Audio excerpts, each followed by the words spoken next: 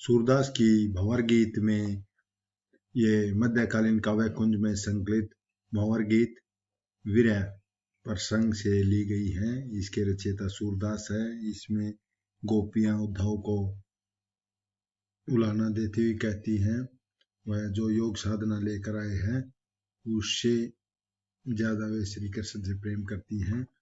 तो यहाँ पर इन पंक्तियों में गोपिकाएं कहती हैं कि गोपियां बिनु गोपाल बैरीन भई कुंजे। कुंजे होते हैं बाग बगीचे, बैरीन माने शत्रु। बिना कृष्ण के यहाँ बाग बगीचे भी शत्रु के भांति लगते हैं। जब श्री कृष्ण के साथ बड़ी ही सुखदायक प्रतीत होते थे। प्राकृतिक वातावरण, बाग बगीचे बहुत ही सौंदर्यशाली सुखदायी प्रतीत होते थे, परंतु श्री कृष्ण के मथुरा जाते ही ये बाग बगीचे भी शत्रु के समान लगने लगे हैं।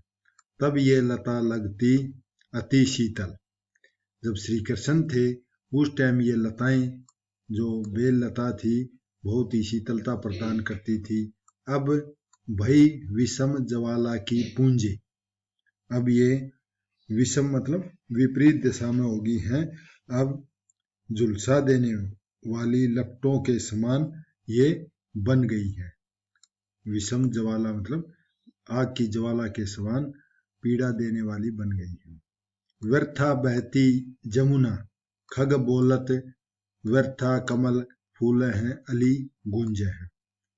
तो जब श्री कृष्ण थे उस समय ये यमुना बहुत ही सुखदायी प्रतीत होती थी, परंतु उनके वियोग के कारण ये व्यर्थ ही यमुना बहती है और यहाँ पर पक्षी व्यर्थ ही बोलते रहते हैं और व्यर्थ ही कमल के फूल खिले हुए हैं और उन पर भौरे गुंजन करने वाले भी व्यर्थ प्रतीत होते हैं। पवन पानी घनसार सजीवनी तधी सुत किरण भानु भई भुंजे हैं। तो यहाँ पर कहते हैं कि पवन माने हवा और पानी माने पानी, घनसार एक कपूर होता है, कपूर, सजीवनी माने सजीवन प्रदान करने वाले। अब ये व्यर्था ही पवन लगती है, व्यर्था ही पानी है, व्यर्थ ही घनसार है, सब ये व्यर्थ लगते हैं। जब श्री कृष्ण थे तब ये हवा, कपूर, सजीवनी, चंद्रमा शीतलता प्रदान करते। दधिसुत होता है चंद्रमा की किरणें भी अब भानु माने सूर्य की भांति उनको जला रही हैं, कष्ट दे रही हैं। हे उद्धव कहियो माधव सो विरह कदन करी मारत लुंजे। हे उद्धव श्री कृष्ण से, माधव माने श्री कृष्ण से कहना कि विरह वेदना के कारण गोपिकाओं को ये मारत है लुंजे, उनके अंगों को लुंज पुंज कर रहा है। और सूरदास प्रभु को मग जोवत अखियां भई बरन जो गुंजे। एक गुंजे का फल होता है जो लाल होता है। तो सूरदास जी कहते हैं गोपिया श्री कृष्ण का मग माने रास्ता की बाट जो देखते देखते उनकी आंखें लाल गुंजे के फल की भांति प्रतीत हो रही हैं, गुंजे के फल की भांति लाल प्रतीत हो रही हैं। तो इसमें विरह वेदना का प्रकट किया गया है और प्रकृति का उद्दीपन रूप में वर्णन किया है। वियोग श्रृंगार रस है, माधुर्य गुण है, भाषा सहज सरल ब्रज भाषा का प्रयोग किया गया है। सूरदास जी इन पंक्तियों में कहते हैं कि उद्धव न हम बिरही ना तुम दास। तो गोपियां उद्धव को कहती हैं कि न तो हम सच्ची श्री कृष्ण के वियोग में विरही है और न ही सच्चे तुम उनके दास हो, क्योंकि जो दास होता है वह कहत सुनत घट प्राण रहत है हरि तजी भजहूं आकाश।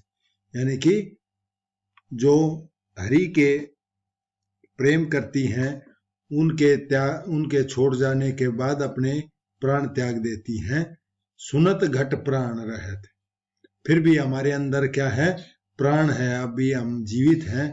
यदि श्री कृष्ण के वियोग होता तो हमारे प्राण निकल जाते। जैसे ही विरही मीन मरत जल बिछरे छोड़ी जियन की आस।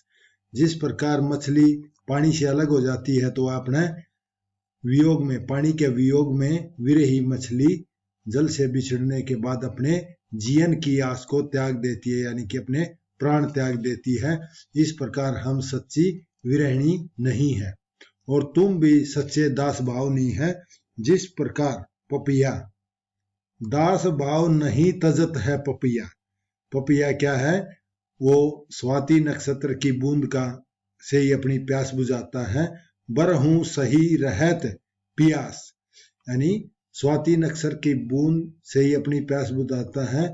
इसके अलावा किसी भी नदी समुन्दर पानी का जल ग्रहण नहीं करता, यानी कि उसमें भी उस बादल की प्यास रहती है, वह भी दास भाव रहता है। इस प्रकार तुम भी सच्चे दास नहीं हो श्री कृष्ण के। और श्री कृष्ण से प्रीति के बारे में बताती हैं कि प्रकट प्रीति दशरथ प्रतिपाला प्रीतम के वनवास। जब श्री राम वनवास गए थे तो उनके पिता दशरथ थे, वे अपने पुत्र से सच्चा प्रेम करते थे। उसके वियोग में उन्होंने अपने प्राणों का त्याग कर दिया था। तो इस प्रकार उन्होंने भी सच्ची भक्ति करी थी कि उनके वियोग में अपने प्राण त्याग दिए थे। सूरदास कहते हैं कि सूर श्याम सो दृढ़ व्रत किन्हीं मेटी जगत उभास। तो यहाँ सूरदास जी कहते हैं हमने श्याम श्री कृष्ण के प्रेम को दृढ़ व्रत की तरह नहीं निभाया है, इसलिए हमारा जगत उपहास उड़ाता है। फिर भी हम श्री कृष्ण से प्रेम करती हैं, यानी कि उसी से प्रेम करते हुए अभी तक जीवित है। तो इन पंक्तियों में गोपियों की वीर वेदना का भाव प्रकट किया है, और इनमें वियोग श्रृंगार का वर्णन है, अनुप्रास अलंकारों का प्रयोग है, कोमलकांत ब्रज भाषा का प्रयोग है, भाषा सहज सरल और भावानुकूल है।